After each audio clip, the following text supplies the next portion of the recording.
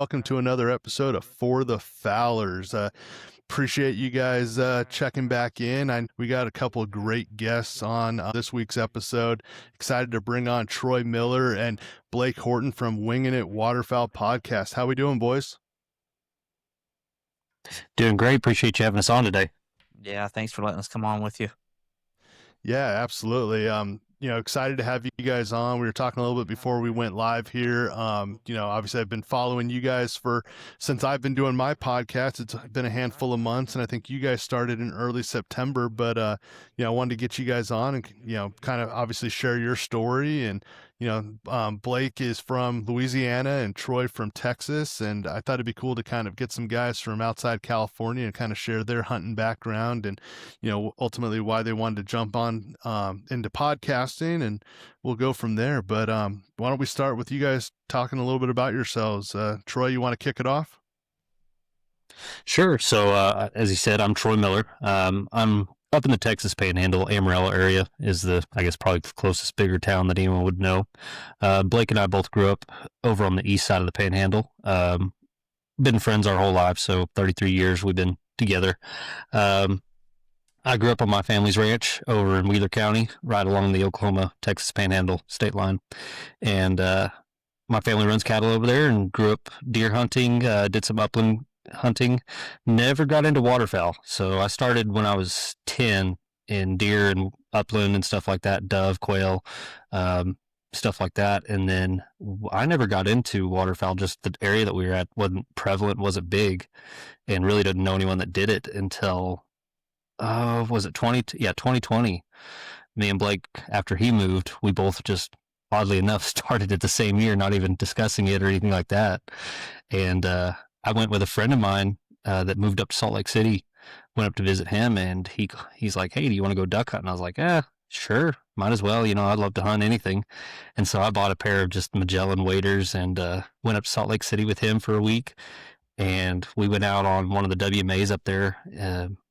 And man, it was, looking back now, we had no idea what we were doing, but I was like, this is fun. I could see this. I sat there and those birds came in flying a million miles an hour that I wasn't expecting. And first one I shot, and it sailed. So it's kind of these long dikes that you walk up and down, and you just sit off each side of them at this WMA. And there was a ton of people. And I shot a scop, and it sat there and sailed over, and I was like, "Oh, I'll go get it." We didn't have a dog or anything. And I walk out there, and my buddy's like, "You sure you want to go get that one?" I was like, "Yeah, it's only a couple hundred yards out there." Man, that mud was up past my knees, and then the water was up to just above my belly button and everything. And I sit there, and I thought I was going to have a heart attack. I think I was 27, 26 at the time, 28, however old. And I sat there and got that bird, and it was one of the coolest deals ever. And I was like, I think I like this. Yeah, it's funny, man. Just talking with some people, it's sometimes like it can be the most miserable like experience, right? Like you had a great time, you got your bird, all that stuff, but like just going out on that retrieve, people might be like halfway out and be like, or on their way back, like, why would anyone want to do this? I don't want to do. And I remember like one of my first times going out, I was hunting the bay here in the Bay Area or in Northern California, and it's kind of that quicksand that just kind of sucks in around you and stuff like that. And I'd say like, hey, you got to have a dog out there. But I was hooked, man. So no, that's really cool. That's really cool. How about you, Blake? Like Troy said, mine's Blake Horton. We've been friends since birth. I think 3 or 4 years or 3 or 4 months older than Troy. So I can say I've known Troy since birth. Both our parents grew up together, so we just kind of got stuck in it. I'm from the Wheeler area too. Just like him, my family runs cattle, has a ranch. Our ranches are not, what do you say, Troy, not even a mile from each other. Oh yeah, they're right up against each other. You're pretty much up against each other. So I mean, we've known each other for forever. We've been best friends, always running and gunning together, doing stuff, getting ourselves in trouble. So, I think 2020, I moved to East Texas for a fire job, and was in greater Houston area for about 3 years, 4 years. Met my wife I have now, and then we got married and moved to Louisiana, or got married, had our daughter, and moved to Louisiana about a year and a half ago. But really wasn't a duck hunter like Troy was. I mean, we grew up upland game, deer hunting, shoot turkeys every now and then off the feeder because they were eating our deer corn. Really never got into the waterfowl. I would always see a lot of ducks and geese at our ranch, but I mean, I didn't want to go sit out in the cold. Then I had some buddies at the fire department say, "Hey, you want to go duck hunt one time?" I'm like, "You know what? I'll try it." And they always joked with me. I mean, I just talked to one of them like 2 weeks ago. He's like, "I told you get hooked," and I was like, "Nah." I was like, I'm not gonna really get hooked. I said, I might enjoy it. I don't know about sitting in the water, having to wake up at 3 o'clock in the morning to get in a boat and race down a marsh or a river trying to beat other people when I could go get in a deer stand right before sunlight and not have to worry about anything." And we went out there, and I think we were teal hunting or something like that. And I mean, those birds came in, and as everybody knows, it sounds like a jet engine going over. So it scared me at first. I was like, "What was that?" And they were just laughing at me. And then, I mean, sunlight came up and those teal came in and we shot them on. I like Troy. I decided to walk out there because I got on a buddy's boat and they let me hunt with them. And after that, I mean, I picked that bird up and I was like, "Oh man, this is not good." And I got back there like, "Are you hooked?" I said, "Yep." And probably 2 weeks later, I bought my own boat. 3 months later, before that, I had a dog already bought and in training, and it's just snowballed since then. Yeah, that's great because it's funny. You think about like waterfowl's expensive to get into, right? And I always kind of share with folks like, hey, you can go top of the line right out the gate, but it adds up, and maybe see if it's something you want to stick with. Maybe give it a season, get out with a couple of guides, get out with some buddies who have been doing it for a while, see what you can borrow, see all those different things. But that's funny, man. I haven't heard someone buying a boat in the first month, so no, that's really cool. Yeah. Well, yeah, we had a lot of public land. I mean, it's not public land. You have to have a boat to get Yeah. anywhere on this river because I mean, we got some marshes, but you got to be so far away. The landowners own up right up to the river that I used to hunt in Texas. Okay. So I mean, it's not like you could have walked in and hunted. You had to have a boat. So Yeah, but still, I mean, even then, I'm like, hey, who in my group has a boat? You know what I mean? Like, yeah, that's a yeah, heck of an investment right there. But good for you, man. And yeah, I mean, you definitely knew you were hooked. no, So that, the boat was not the best investment at first because I bought a boat and then I was like, "Troy, I bought a boat." He's like, "Awesome." So he decided to travel down to me. And I was like, we haven't told this story on our podcast. I mean, we went out this boat. I've been running this boat for like a month before Troy gets there. And it's a pro drive. Well, the guy I bought it, I didn't know nothing. We didn't know nothing about boats. We grew up on a lake where we had big boats like ski boats. Sure. So we didn't have to Yep. worry about the pro drives where you had to put oil down in where the U-joints are, just Oh, go yeah, burn everything up. We got about 3 miles in this river spot, and I blew the bottom out of my motor. And me and Troy paddled for probably a mile and a half to 2 before we finally found somebody to tow us back. It was hours. Oh, And it was, I still got the scar on my back from it. I was leaning down there. We were trying to figure out, we thought we ran up on someone's jug line or got something caught up in the prop. And I was leaning Sure. down there and that exhaust, it just went, took a big old you piece got of a flesh brand. out of my back. So, obviously kind of fast forward a little bit, let's talk about hunting today for you guys. And, I'd love to hear kind of like, what kind of hunting you do out in Texas, Troy, and same for you out in Louisiana, Blake. Troy, do you want to kick it off? Kind of share your hunting style now and how that's all going. Yeah. So, I kind of went the opposite route of making sure that I liked it and all that because I saw how expensive and how much money Blake had spent. So I was like, you know what, you got the stuff. I'm just gonna ride your coattails for a little bit and see if I enjoy this. And so I went down there several times made the trip.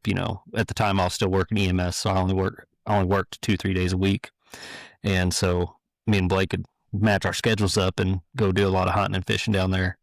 And I think I did that for the first 2 years with him, and we went to Arkansas and stuff like that. And so I just kind of like, Blake did a lot more of it, and I never did anything other than when I went down there to visit. So I kind of just watched them and learned from them. And then a couple years ago, I started hunting up here when Blake came up, and I have a lake here. It's a national park area, recreation area, and it's not exactly a duck mecca by any means, but to get to it, you either have to have a boat, and no one around here really runs much of the mud mode or stuff like that. And so, I mean, there's obviously not, I always joke, there's 7 of us in the panhandle, and we seem to always show up at the same time, the same spot.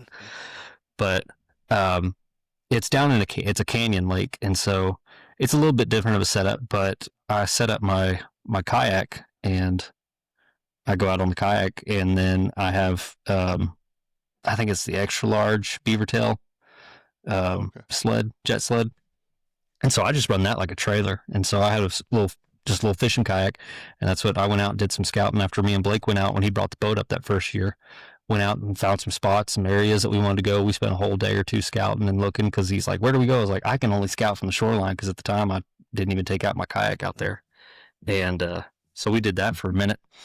And then I started going out on that kayak, and then I got me a dog, so I had to kind of retro the whole situation. So I still do kayak, but now my dog sits in between my legs, and I got to throw everything back in the jet sled. But yeah, I wasn't sure if you're running it's kind of a marsh trailer now.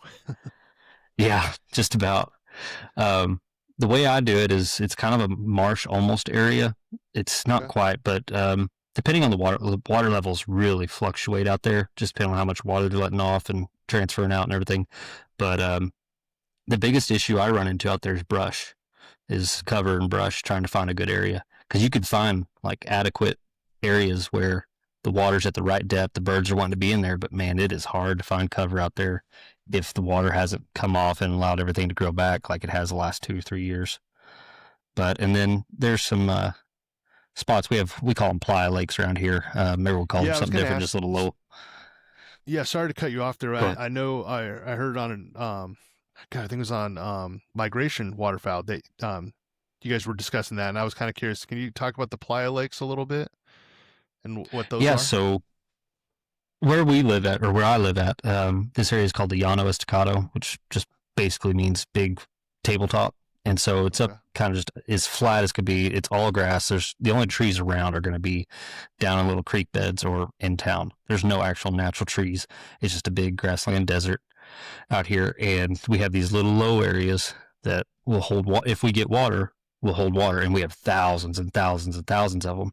And so the years where we are in a drought, which we are most of the time, there's nothing. And then when we do get water, you'll have anywhere from like 2-3 inch deep up to 2-3 feet, depending on how low it is. And we have thousands of them. And so when we have those, they're fun to hunt because you can get out there. We did a layout blind. And this year we had a lot of water in some areas, and it's weird. It's hard to figure them out because what ones hold water last year didn't hold them this year. So the place where I had permission, the places that I did have permission on this year, dried up, like 2 weeks before season. So it's just, one of those deals get you a layout blind and go lay out next to them along the shoreline and brush in. But yeah, you've made a comment when we have the water, there's a ton of them.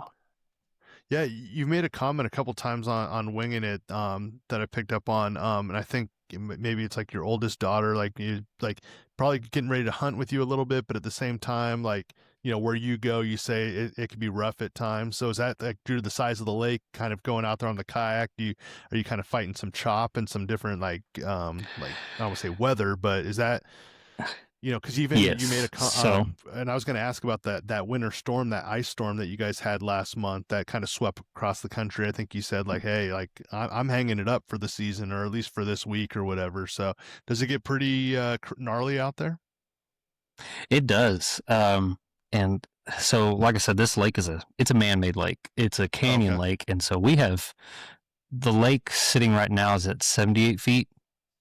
And so, it's since it's a flooded canyon, I mean, it's just, there's drop offs everywhere. This lake Yeah. has killed so many people, hunters primarily, over the years. Heck, when we were growing up, we weren't. My family refused to go out there just because it has such a bad undertow in areas and it drops off. Like people go missing out there, Yeah. not all the time, but on a regular enough basis, once every year or two.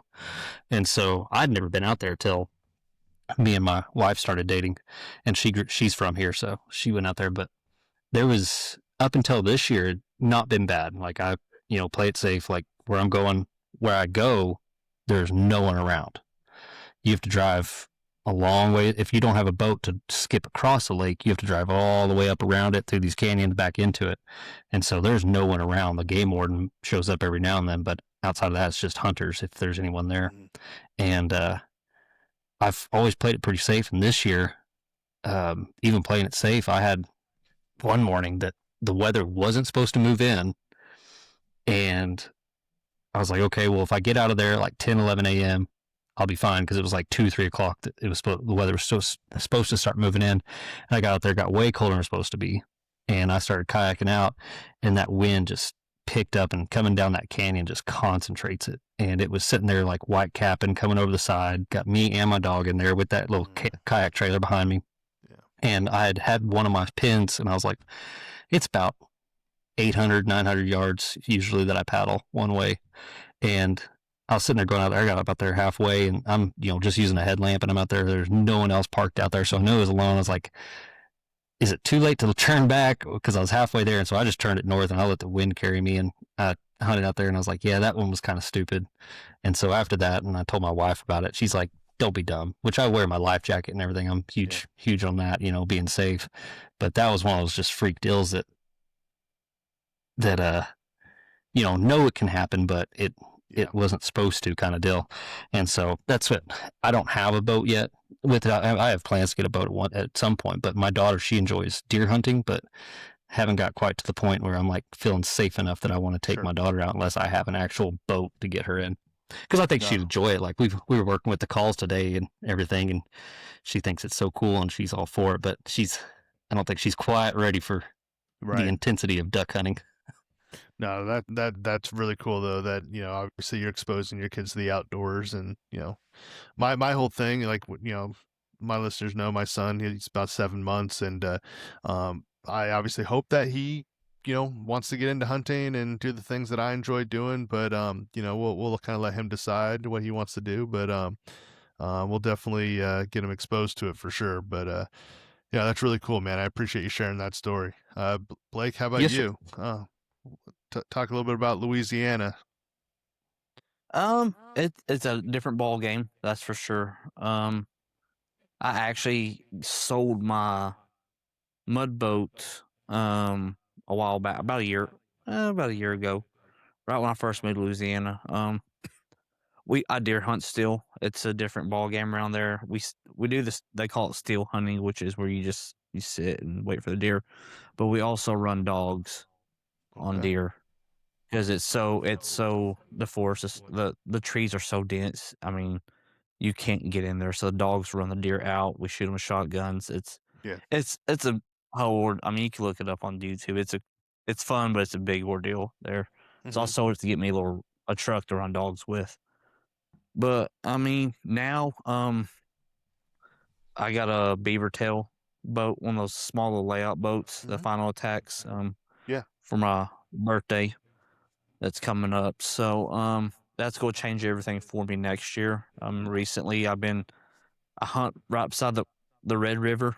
That's the river that runs all the way from up here in Texas down into Louisiana, down into the Gulf of America. And so we hunt kind of off the river a little bit, and then we got some ponds. But a bunch of it's we call them the bayous down there. It's big old cypress trees.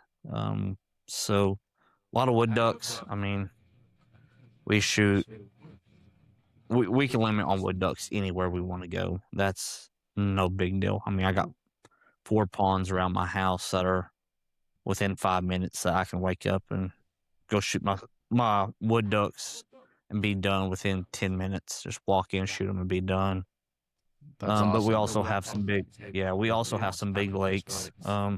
Calahula Lake is a big lake around us. It's well known for duck hunting and the ancestry of duck hunting in Louisiana. I mean, you got guys that have had blinds out there, and it's been their great granddad's blind, and they're still hunting the same blinds. I was fortunate enough this year to get invited to go hunt one of those blinds. I met a guy from the North American Waterfowler, his podcast, and he lives 30 minutes from me. So we Oh, cool. get to go out there and hunt. But that was a cool experience. I mean, that lake's huge. It's known for its canvasbacks. I mean, they got thousands of them in the air flying. So that was fun to see. But That's all. No, that's great. yeah, and it'll change for me next year having that beaver tail. We got a bunch of buddies that have one, or I do, down in my area, and I mean of course they're a bunch of rednecks that want to soup them up, so they got these beaver tails that are running 25 miles an hour in the marsh. So I'm really looking forward to it. We're gonna try to get Troy one here pretty soon, so he get ready for next season with his, and got some plans on some big hunts with those. So I'm looking forward to that. No, that's great. For you guys, do you guys Troy? It sounds like maybe you primarily hunt solo. Is that kind of the way you prefer Yes, to do it? Well, Yeah. yes and no. I enjoy solo hunting, but I really enjoy hunting in a group. But man, I have tried to invite several people, just no one wants to get into it around here. Because I mean, it is, we're Central Flyway, but we're off the beaten path of the Central Flyway. And now for geese around this area, it's a big deal for geese, but for ducks, it's just not.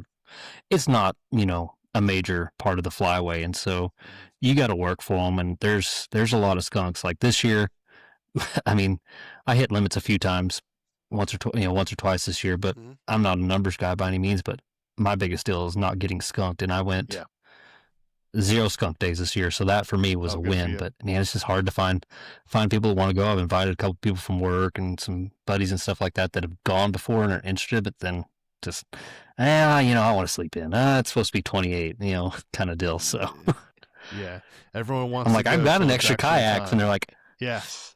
I was like, I've got an extra kayak. You just have to meet me out there. Bring, supply your own gun, your own waders, and I've got everything else. And like, I don't know about doing that at 3:30 in the morning and paddling in the dark and all this stuff. I'm like, your loss.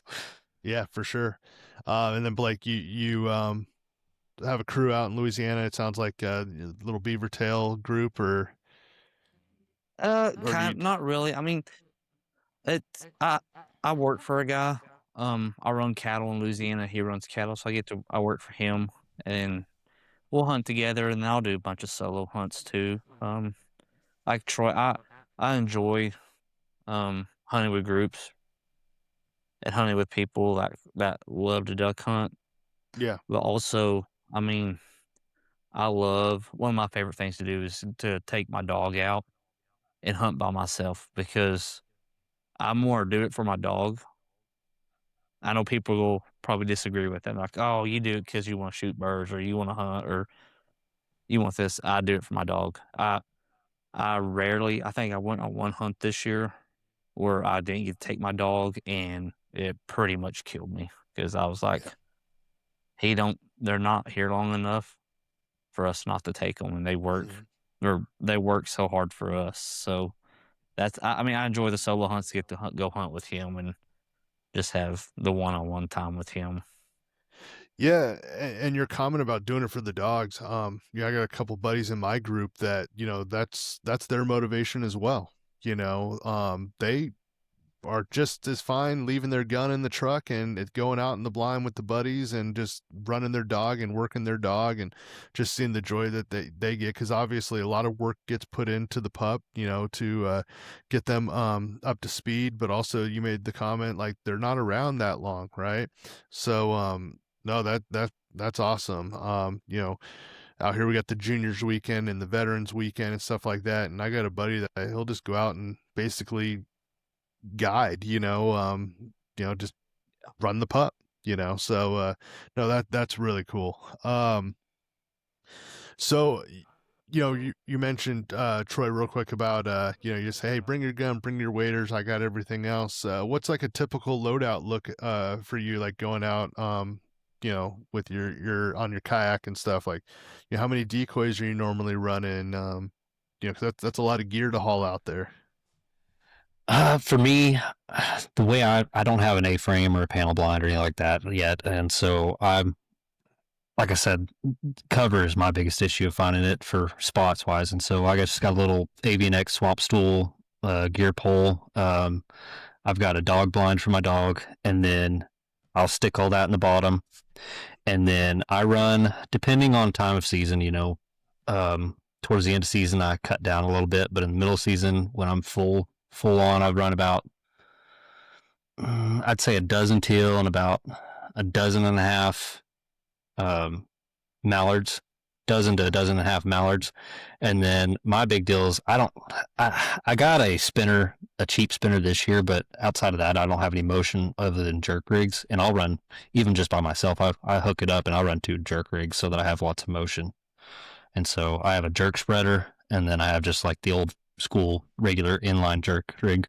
And so I'll kind of run those depending on what my area looks like. I'll kind of run them on edges, kind of give as much ripple effect and everything as I can.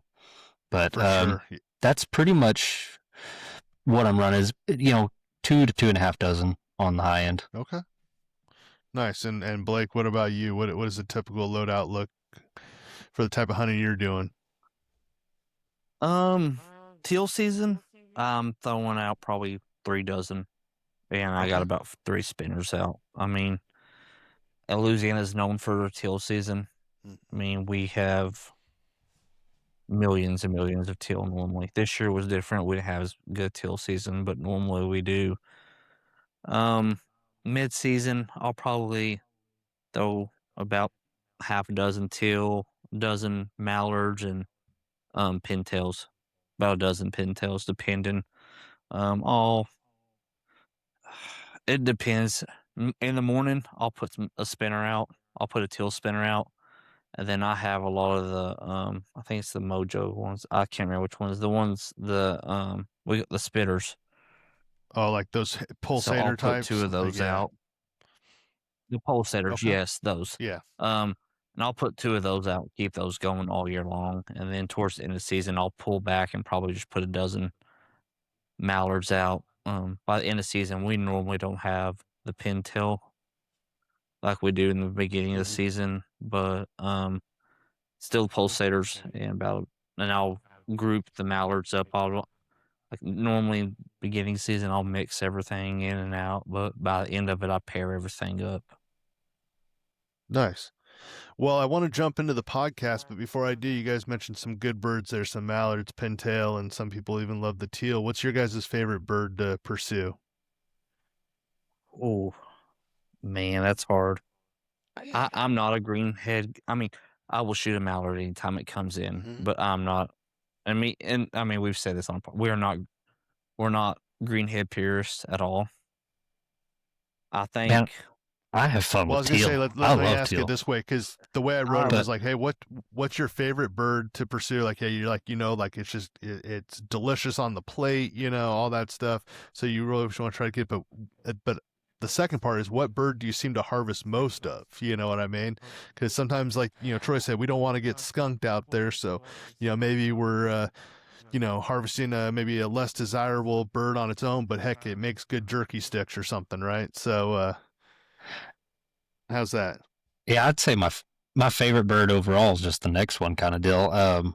But primarily in my area, it's going to be teal, and we have a lot of pintail. Man, they're hard to get after. They're very wary birds and everything. So pintail and mallards is primarily what I have and what is available and what I'm after. And then the pintails, if I can get on them, I'm on them. But I'm always trying to get after the widgeon. They're hit or miss around here. and I have not got a stud widgeon yet. So that is on the hit list, is a real nice stud widgeon. Oh, okay, cool. Nice. And Blake, what about you? I'm a pintail guy.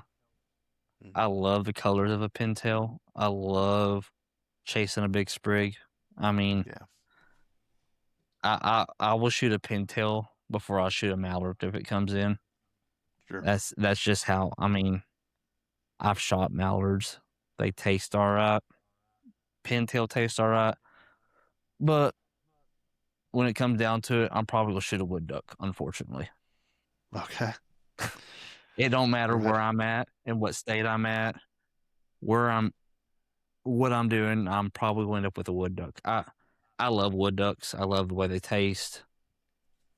We shoot a lot of them, so mostly what we eat are wood ducks or mallards.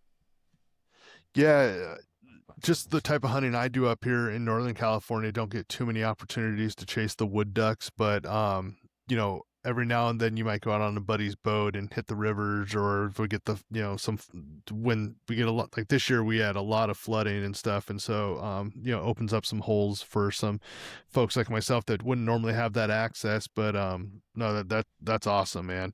So well, let's jump into Winging It Waterfowl. Let's chat about that. And I gotta tell you, I love the name. How'd you guys come up with it? We man, we threw around a ton of names, like, because I mean, we've been joking around about it for forever, even before we started duck hunting. You know, when podcasts first started coming around, like, man, we'd be great. We got tons of stories and everything. Off and on, we've joked about it, and then when we got into waterfowl and started getting real serious about it, like, we kind of both, you know, like I said, jumped in feet first in different ways. And last 2 years, we're like, we ought to do this, because we're both huge. Our jobs and the way we travel and everything else, we're huge podcast people. I mean, I get tired of listening to music. I've been listening to podcasts for forever. I guess, you know, it's the new talk radio kind of deal of our parents' day. Yeah. But we were joking around about it, and we were like, what would we even call it? And we were throwing around all these dumb names, trying to find, you know, something that was catchy. And there's so many different podcasts and so many names already out there. We were trying to do play on words and everything, and I don't remember exactly what it was. I said, what do you think about? I said, we're just winging it or something like that, and it was like, yep, that's it. Let's go with it. And so kind of went from there. I love it. No, I love it, and I think I was like, that's how we hunt. So that's what I was gonna say. Listening to you guys on your podcast, I think it's perfect for you guys. You know, like myself, we don't claim to be experts or whatnot. We're figuring it out as we go, and like you said, winging it. So no, that's awesome. So what made you guys want to start a podcast? Like Troy said, I mean, we talk about it forever. Me and Troy talk daily. Even though we podcast and we do a lot of episodes, we still talk daily. Yeah. I mean, if it's not sending Snapchats to each other, it's texting each other. So we were just to the point, like, and Troy would probably say better than me. We were trying to, when we did this, we're like, we got to have a reason to be able to get on the computer and talk to each other and see each other, so our wives don't get mad at us. Yeah, it's one of those deals. We're already going to do this anyways, talk about waterfowl and, you know, stuff like that. This gives us a reason to be on, you know, like, hey, I got an 8:30 on Sunday with Blake, you know, that I can't miss. You know, the people need us. But they don't. It's for our satisfaction and, you know, our enjoyment. But I mean, it's taken off, you know, pretty decently, better than we thought it would. And man, it's just been fun. Yeah, I mean, I just was nodding in agreement the whole time you guys were chatting there, because that's exactly why I put this together. Because like, whether it's during season, off season, whatever it might be, like you guys, like, I don't listen to music anymore. I mean, I do occasionally, but when I'm in the car, it's podcasts. You know, it's just so entertaining, and you learn a lot and good conversation. And now with social media, I feel like we have access to those folks that we're listening to as well. So you can have a deeper conversation if you want, or follow up, or what have you. But with my buddies, we're chatting all the time. You know, we're breaking down our hunt. You know, it'll be 3 a.m. We're talking on the way to the refuge or on the way to the blind. And then, you know, we're breaking down the hunt on the way home, and like you guys, our wives would be like, you guys were just together for 6 hours today. You chatted the whole way home. Like, what's going on here?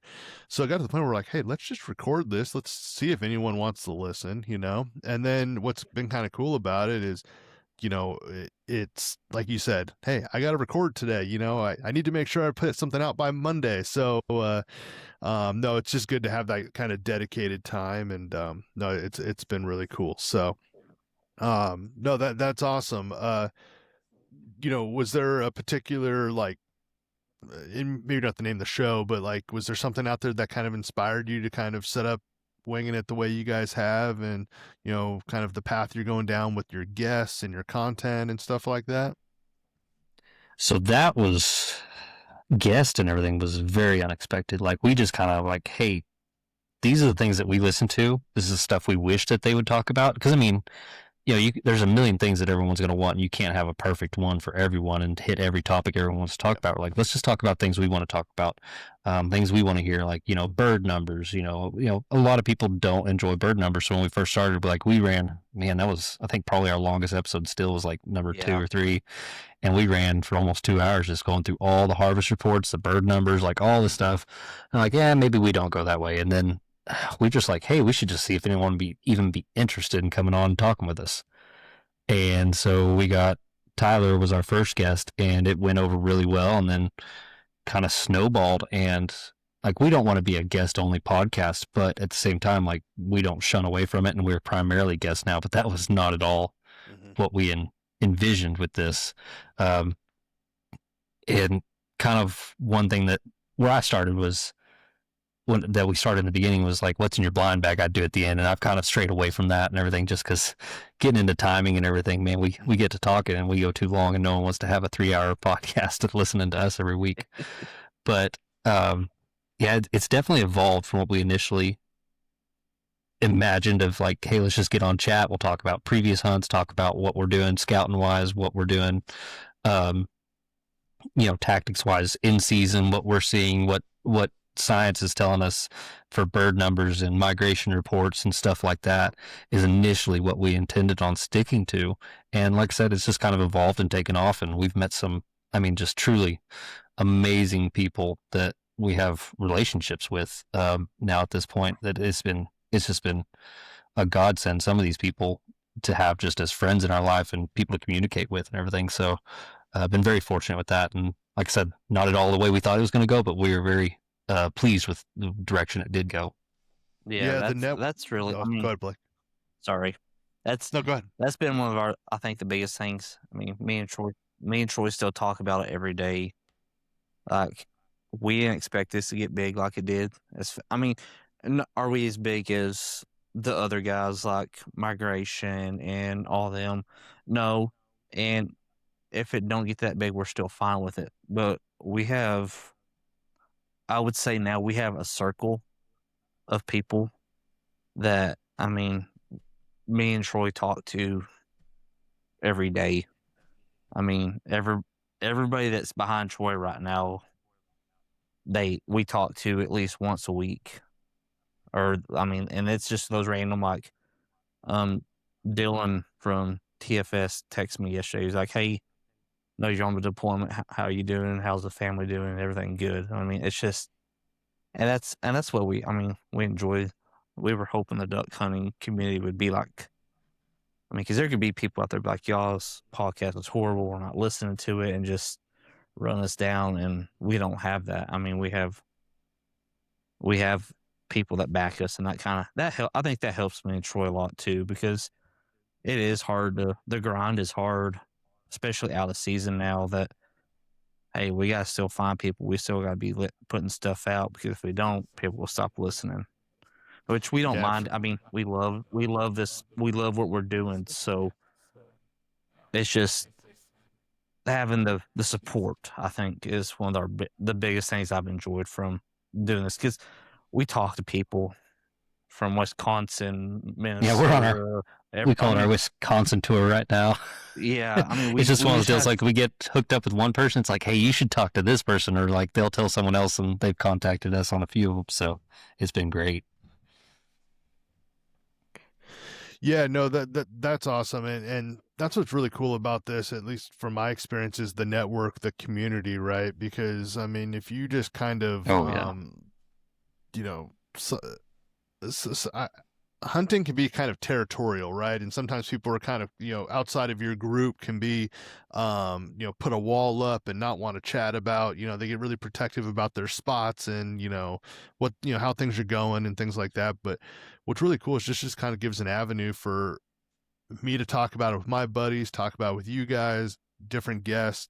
But, you know, then you figure in like the Instagram, like in some of the messages and the folks that I've met, it's been really cool. Like I like just people that I would have never met if I didn't start this. And no, it's been a blast, man. So no, that's really cool that that it's taken off for you guys like that. You know, when or like was there a moment where you guys were like, hey, we're on to something here, was it a particular episode, was it whatever it might be, where you're like, hey, we might have something here? Hmm. I don't know. Like I said, If it's a particular episode, I mean, we were probably, I'd say, I don't remember who our 15th guest was. yeah, I'm trying to, the numbers wise, I couldn't tell you. Yeah. Well, I mean, and not even like the numbers, but I think it is kind of cool. Like when, we put this out, and I remember the first time when I kicked off my podcast is, you don't know if it's just going to be, your family that checks in and listens, or, what kind of reach you could possibly have. And, that's what's been kind of cool is you start looking at like where folks are listening from, or like, you're starting to engage, like you said, you're engaging with folks up in, Wisconsin and kind of different parts of the country. I think it's pretty cool. And just the engagement, so, Yeah. Yeah, like you guys I know, said, we're definitely not where we probably not necessarily where we want to be, but there's obviously the big guys in the podcast community, but that's not why I started this. You know what I mean? I still wake up and go to work every day. You know what I mean? Like, oh yeah, like we have no intention of making this a full time by any means, but I guess it was Brian from Migration. I'd reached out to him. I was like, he's probably never going to say yes, but like early on, I just sent a message like, hey, we're starting a podcast. Would you be interested in talking to us? It was right after we'd had our first guest or two. And I was like, I'm going to reach out to a couple people.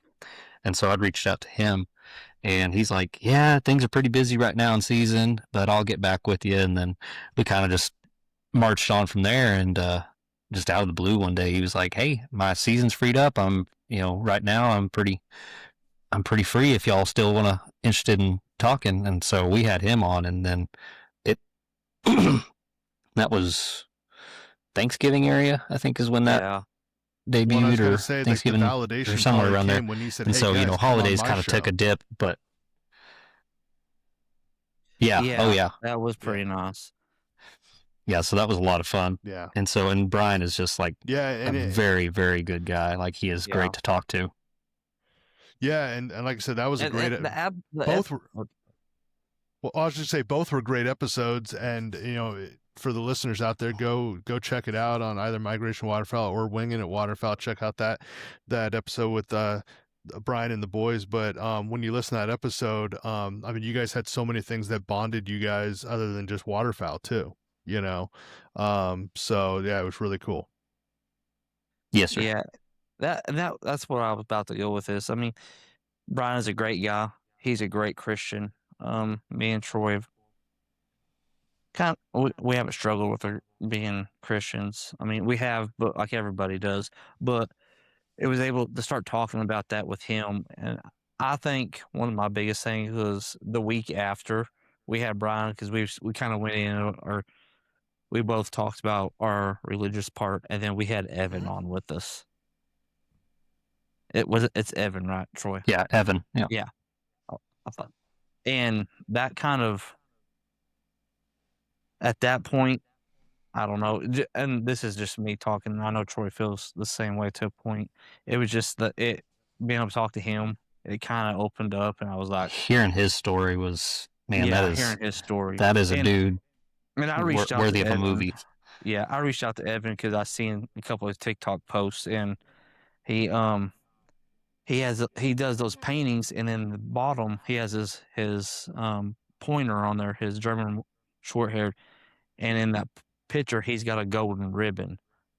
And I was sitting there one night and I was thinking, as some people have, if they've listened to the episode, my brother-in-law died from a cancer about 4 years ago, and it's from the same type of cancer Evan had. So that gold ribbon stood out to me, and we kind of started talking. That's how I got onto him, and we asked him. And then when we hit that spot with him, I was like, there's a reason we're here. There's a reason we're talking to the people we're talking to, and this is it's about to go good for us. Mhm.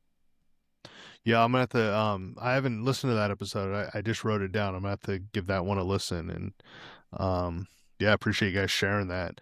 Um, you know, when you think of Winging It, and I think you guys like are about 25 episodes in when we're recording this right now. What's been kind of like the hardest part or the biggest learning curve? Because I mean, I'm assuming with your backgrounds, just like mine, like we're not content creators. We're not, like I'm learning editing and recording and all this stuff as we fly. But what's been the toughest part? Is it setting aside time? Like for me, it's one, developing the content, but also setting aside time from, our daily work, but also, having a 7-month-old now, like my job is busier, outside of work, than it is now. And then you got to factor in hunting season and all this. So, just time, but, what's been kind of the, I guess the biggest learning curve or the toughest part about, running the podcast? I'd say it's a two-parter. Like one is time management for us because we are both dads. His daughter, I have 4 kids. I have 3 daughters, 11, 9, and 5, and then I have a son that's 19 months old. And then how old is Ryan? Is she 14 months old? 14 15? or 15. 15, somewhere in there. Yeah. They're a couple months apart. So I mean, we both work full time and then have kids, and so we do this generally after the kids go to bed. And so that's a little bit of a struggle, is the time management, trying to get with people is like trying to make that work, and also having time with the family, because I'm very adamant about trying to be adamant about that I have that this doesn't take away from my time with my family. And so, and then the other part is I didn't even have social media when we started this. Like I'd been off for like 6 months of completely off social media and stuff like that. I'm not a big tech guy. So figuring out like, hey, what do we post? When do we post? All this stuff. How do we even get this rolling? So, and then editing, like I've never done any of that. Luckily, I mean, man, I just poured through YouTube for like weeks leading up to us starting this, and did, just reading all kinds of stuff in YouTube of what to use, how to use it, when to use it, kind of deal. And so definitely the social media and editing aspect, and then also just time management for us. Yeah, that's been and I mean, a lot of people, we don't talk about this either, but me and Troy put our homework in. When we find a guest or find somebody, we're talking constantly like, hey, have you looked into this person about this kind of stuff? I mean, and we're searching social media. I mean, we'll look up like who they are, but we'll go back and try to find their profile, like a Facebook profile or TikTok. Like I'll go through TikTok and Troy go through Instagram, and we try to do our homework too, so we're not going into this like we don't know you, you don't know us. We'll try to not make this awkward. We try to put our homework into, and we do that for the listeners more than us. Just that way we kind of could go into it like knowing, hey, they got these pictures or they've been doing this, or then that way we can kind of pick their brain like, hey, we seen on your profile like you were turkey hunting not too long ago. How did that go? And they're like, it kind of catches them off guard sometimes. They're like, oh, I didn't say nothing about turkey hunting, but here we go. Yeah, so, I know you mentioned talking points, and I have one little notebook, but I write down everyone's information, and it's just I write down notes beforehand, and I'm like, I'll send Blake like, hey, make sure we don't ask the same questions. Make sure like, Mhm. what did you come up with, kind of deal. So we do try to put in our homework, and I don't. We've said it every time, I'm sure. But we don't do a script or anything like that. Very similar to how you do it. I have talking points, and our biggest deal is we'll get carried away in a conversation, get to going good, and then I'll be like, oh, we didn't even talk about this if I didn't write in the early part where I was like, oh, we got it. I'll write down who they are, what they do, and we quickly realized like we need some kind of structure to make sure we at least hit the points we wanted to talk about. The whole reason for having this person talk to everyone. 100%. It's like when you reach out to someone, it's like, why do we want to have this conversation, right? And in the moment, you're like, I know Mm-hmm. exactly what I want to talk to them, but it's like, hey, it's important that we write this down so that way, hey, we get on and like I like what you guys said. You guys try to get to know your guests a little bit before, and that way there's not like this dead air or this awkwardness on there, right? So, um, no, that's a really good idea, and that's probably a best practice that I'm gonna take on. I like what you were saying, Blake. You try to get to know the folks. And we obviously have conversations before we text back and forth, whatever it might be, and I really appreciate how quickly we set this up, but just myself as a fan of your show, listening for a while before I even reached out to you guys, you kind of get to know folks a little bit, and you hear talk about your family life and your work life and stuff like that. So, no, it's really good. So, um, well, cool. Let's see here. Looking at my notes here. Oh, here's something I wanted to ask you because you just mentioned YouTube and yeah, do you guys do any like recording of your hunts or anything? Is that something you guys plan on doing? Even Yes. like because I know So like you guys don't post a lot on Instagram about that, but I didn't know if that was maybe something you guys were thinking about doing with winging it. So with the problem with us being separated is that we take at least one big trip every year. For me and Blake have done this for 10, 15 years, where used to we'd go snow skiing or something along those lines, and then we've transferred, we got older and don't bounce like we used to, and ski lift tickets are $200 a pop. So we we stopped skiing. We say it's because of the price, but I think it's because we got a little bit older. It's And probably cheaper to stay skiing actually yeah, than going maybe out on duck it hunting was. trips. Well, But we go on and duck sorry hunting to trips and interrupt, get but together, and we I was going to say sorry to interrupt, but I heard on one of your episodes like you guys are not that close. I think it's like what you said, like a 10-hour drive or something. Like Yeah, it's about 9 eight to to 10 ten. hours. yeah, Yeah, I And mean, that's a hike. it's not close. Yeah. with kids it's 16, but Yeah, right. I'm learning that right now. Yeah, for sure. But yeah, yeah, please continue. yeah. So we take one big trip every year, and this last year we went to Nebraska. Never been there before, um, and so we talked about it, and we did do some filming. Blake and our other buddy Addison, they did some. They had cameras and everything, and so they did like the GoPro mounts and stuff like that. And so we did get some filming done. I haven't bought that equipment yet, but that is the plan as we roll forward. Is because I was like, man, I don't want to spend a bunch of money, $400 or $500 on a camera, and then this and this and this, and they already a lot of their stuff they'd already had. Yeah. But we do plan on doing some filming, doing our solo hunts, doing our Yeah. big hunts together and stuff like that. Going forward, we're hopefully going to have some of this last season from Nebraska up Oh, cool. here in the near future.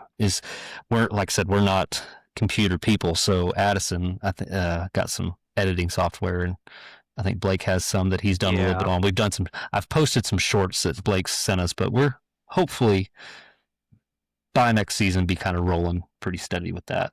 yeah. And it's not that we don't want people knowing where we're hunting, but we don't want through the season. Me and Addison kind of sat down and talked about it. We were like, we're gonna wait till the season's over because some of the places that we do go to, it's not gonna be. If you've been there, you know where we're gonna be Yeah. at, and it's not. I guess it is kind of being selfish, but in return, it's not because we put in a lot of work into our spots and where we want to go Yeah. and do a lot of scouting. So most of our videos will go out probably in the next month or two. The Yeah, some and of the Nebraska ones have been out, but we don't hunt. We're not in Nebraska year round, so and we got we're very fortunate. We got permission on a bunch of private land when we were in Nebraska too, so that kind of helped out of us getting to hunt more places and stuff. So yeah, and I think that's the right play. I mean, even if you think about it from obviously the spot burning perspective, yeah, totally get it. You know, like you guys work hard to find these spots, and but from a content side is now you can kind of take your 100 days or whatever, however many hunts you have out there, and you can kind of I don't want to say like cherry pick the best hunts, but you see these folks that they might go weeks without putting out any sort of video or whatnot because maybe they didn't go out or maybe they got skunked or whatever it might be. So it's just kind of one more source of pressure, I guess, or to put out the content. So Mhm. yeah, yeah. Yeah, we do have Well, plans cool. definitely for YouTube, but I mean, we're not trying to become big YouTubers. It's just, like, hey, Yeah. here's what we do if you want to see it kind of deal. Well, and you hear about even like and I post on YouTube just basically the audio file from my podcast, but as far as the content goes, I mean, I don't even know what it seems like. Almost anything can get you a strike or all those different things. So it's just it's tough, man. It's a tough platform to navigate. And I Yeah. love YouTube. I mean, as much podcast as many podcasts as I listen to, I probably watch 20 times as much YouTube. So, um, yeah. Well, cool. Well, we're approaching an hour here, and I always try to kind of keep it around that. We'll kind of bring it back to hunting, and we'll kind of close out here. But one of the things I did want to ask about was you mentioned you guys do kind of an annual trip, and I know that from listening to you guys. Is there maybe an individual or a joint bucket list trip that you guys have out there? And then I guess my kind of bonus question there would be, is California a possible destination? Do you guys have any desire to come out here and, hunt the rice of the Sac Valley or get up in the marsh near the Buttes or, do some diver hunting out on the bay? Like, have you guys looked into any of that? Yeah. So we yeah, had talked about it. Yeah, we'd talked about it and we're like, man, so right now our kids are pretty little, for the most part, and they're not really hunting yet. And so like the bucket list stuff are like, hey, first off, financial wise, those are some big swings when you get into the stuff that we want to do. And then Sure. second off, like we don't want to take these trips till our kids are old enough because we want them to be able to go with us and be like, how many times are you going to get to go to Alaska or Canada, or for Yeah. us to make it out to California or to the Eastern Shore and go diver hunting, anything like that, those are some pretty big deals. And so we're like, man, let's do some manageable stuff now. And we've got the bucket list. Like, we would love to go to Canada. Me and Blake, we first off, kind of talked some trash on some diver hunters, some of them, just that high and mighty kind of deal on some of the people that we know that have diver hunted. But no, we definitely want to go and do the layout boats and all that stuff out in the ocean. Yeah. But me and Blake have talked about it several times. Like, everything we have planned for the near future, couple years, is probably going to be, Midwest, area, maybe closer to the south where we're at, stuff like that. Nothing, definitely getting out of our home zones, Mm-hmm. but something that's manageable and drivable in a day or Yeah. so. And then when the kids are older, when we're a little more financially stable, stuff like that, then we'll hit those. That way we have those memories with the kids, and because yeah, one of my biggest deals is memories from my childhood of growing up hunting with my family and stuff like that. But I mean, we never once never been on any kind of like guided hunt in my life or Yeah. anything like that, or Okay. gone to any big destination hunt and be like, I know what of my kids that do like to hunt it, I'd want them to be able to go and be like, hey, remember that time we went to Canada or Alaska or California or wherever. But, and then we have talked about California, like that would be definitely yeah. something that we would want to do, especially with the 7 bird limit over there. Yeah, for sure. Yeah. Yep. Yeah. Come out here and get your three Yeah, I mean, pintail. Yes, sir. yeah, yeah. like Troy said, probably one of our number one deals is Canada. Just because, I mean, you hear all the stories, and we've talked to several people, and they're like, if you're going to pick one hunt that's big for y'all, at least go to Canada once in your life. And that's, I mean, I want my daughter. I mean, I don't think I got to work hard for my daughter to be stuck with duck hunting because every time I come home with a limit of ducks or just ducks I've shot, she carries around the back porch while I'm trying to clean them. So I got to go chase her around to get the dang ducks from her so I can clean them. So, but I mean, not even that. It's just getting out and doing the big hunts. We enjoy that. It's kind of, I mean, it's kind of a time that me and Troy don't see each other that much either anymore. So we get to catch back up and spend. I mean, I don't have a brother. I just have a sister. Troy's my brother. I mean, it's kind of just getting back to being brothers again. And I mean, California's been on our list. We've talked about it. It's just, it's a 2-day drive unless we fly, and then it's gonna be hard to fly in with our guns and everything else from what I've heard. Dogs. So, and I mean, yeah, the dogs are a hard thing too. If I can't take my dog, I almost don't want to go. And that's pretty selfish to a point, but also, like I said earlier, I mean, our dogs are, we spend a lot of money on them, and they're just as much family to us as our children are. I mean, No, I hear you on that for sure. But yeah, we got all that stuff out here for you. So if you come out for a few days or whatnot, I know you'll miss the pup and everything, but we got everything you need. But if you guys, let's stay in touch. If you guys, put that on the books, let me know. We'll connect in I would person for definitely. sure. oh yeah, that'd be awesome. Nice. Well, how about kind of a fun one? I did an episode, kind of an unwritten rules of duck hunting and some, pet peeves and stuff like that. Is there something that just really you guys just kind of shake your head at, or just really kind of, grinds your gears when it comes to waterfowl hunting? It doesn't have to be anything too serious, but some of the things you Oh. guys see out there, maybe. Yeah. I'm very big on it. We're very big on etiquette and, being, it's not a gentleman's sport per se anymore, like, original duck hunting was in England and all that stuff.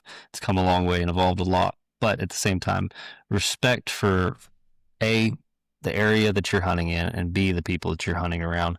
And my biggest pet peeve is people that walk in at shooting light and comes, you can shine the light at them, hoop and holler and whatever, and they don't care, and they will walk right in or boat right in and sit right on top of you, and then they just fling lead at everything, drinking beer, whatever, and then just leave it.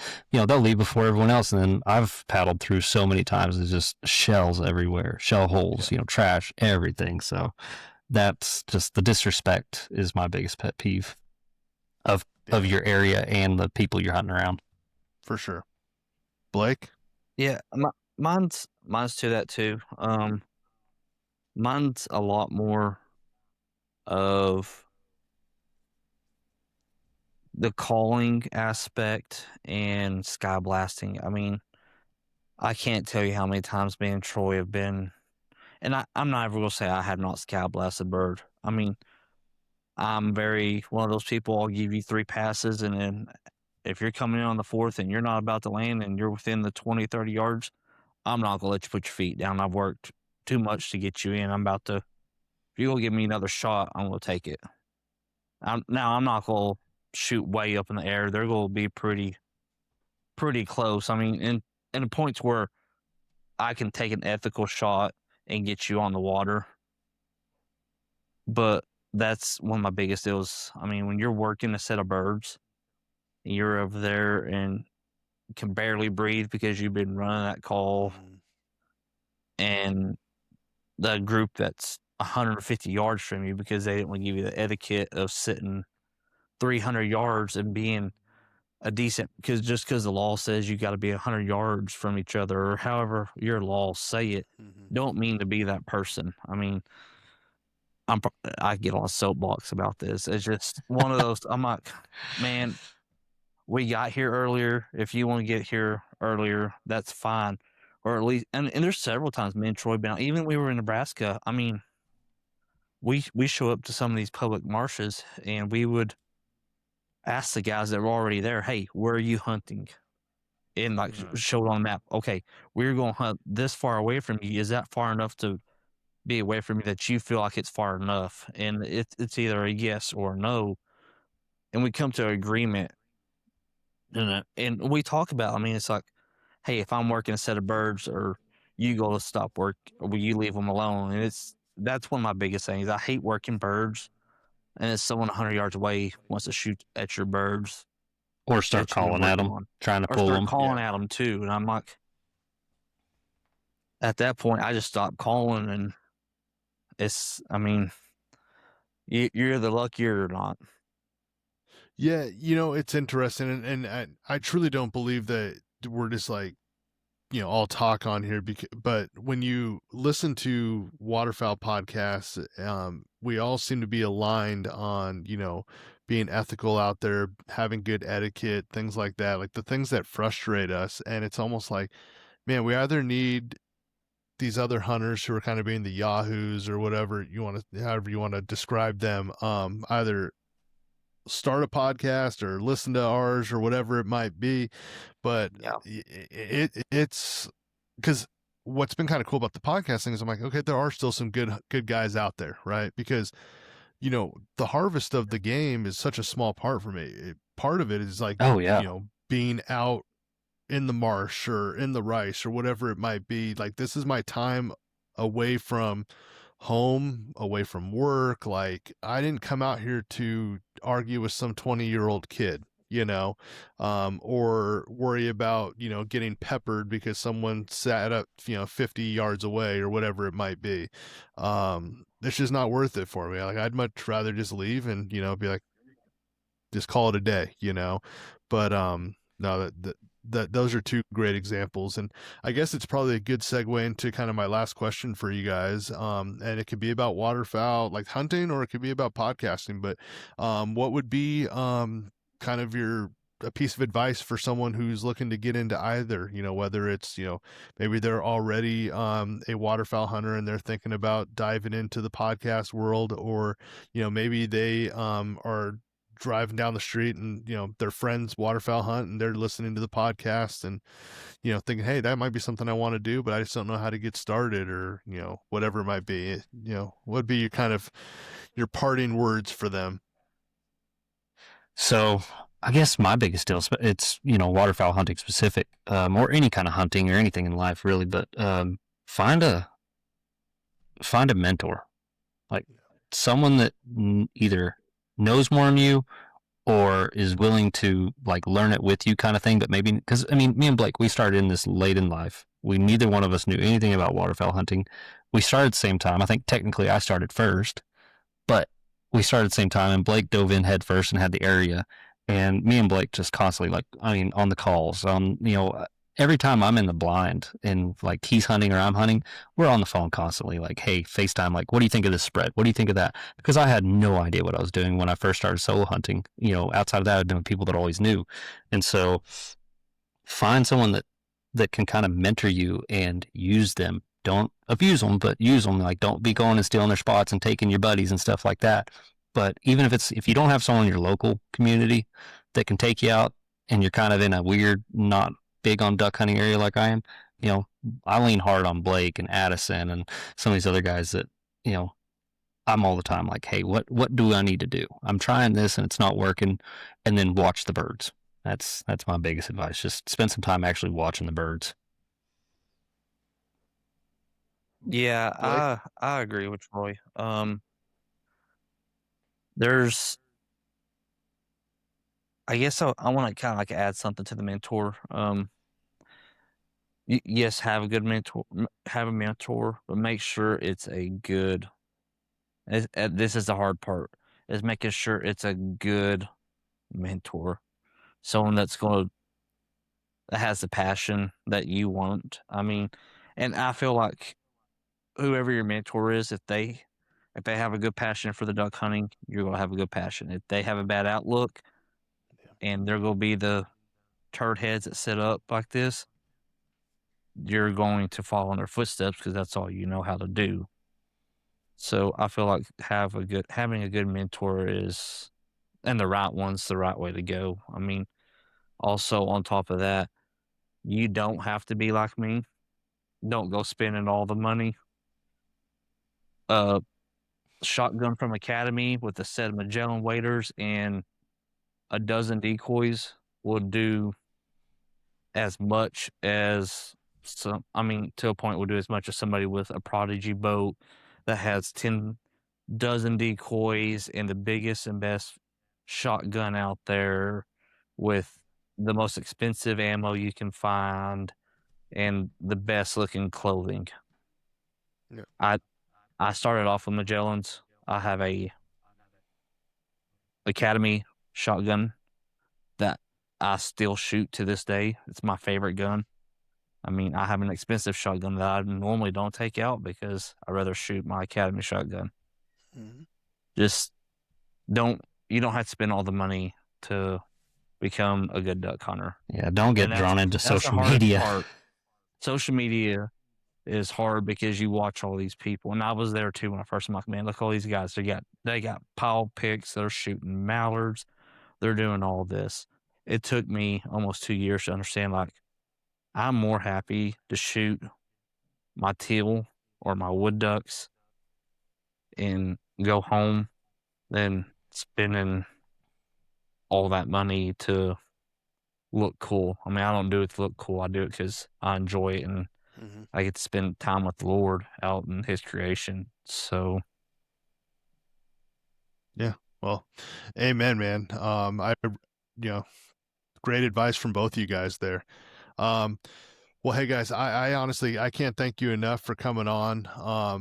Like I said, before, big fan of your guys' show. You guys are killing it out there. Keep up the great work. Excited to see what the next 25 episodes look like, and excited to listen to that. And I'll keep following along. But before we jump off, how can the folks out here find you guys? So we are Wingin It Waterfowl podcast. It's just a period in between each word on Instagram and Facebook and stuff. And then Blake, what is the TikTok? He it runs is the Winging It TikTok. Waterfowl on TikTok. Yep. So It you will just link look to up the podcast. So yeah, Wingin It Waterfowl, Wingin It Waterfowl podcast will get you pretty much anything on us. Reach out to us. Our email is just wingingitwaterfowl@gmail. And I mean, it's just us, so yeah, you're going to hear from us if you talk to us. And I answer messages. Either if I don't, we both have access to it because there's times where I'm working and someone will hit us up and be like, hey, you want me to answer? And I'm like, yes, please. So, I mean, one of the two of us, you're going to get to talk to. And we're pretty receptive and usually get back to you as quick as we can. And we'll answer. I've helped one or two guys out in this area like, hey, I'm wanting to get into waterfowl hunting. Where can I go? And I'm like, well, I'm not going to give you my X, but I'm not going to send you my spots, but I will go tell you the general area where you can start looking and go find out on your own. I've spent too many kayak miles finding these X's to give them away. There you go. Troy's offering his Troy's a public mentor out there. So hit Troy up. Yeah, mentor for hire. Well, boys. Hey, honestly, I can't thank you enough. I know it's late out there. Really appreciate it. And yeah, man, let's stay in touch and enjoy the off season. Yes, sir. Thank you so much. All right, see you, boys. See ya.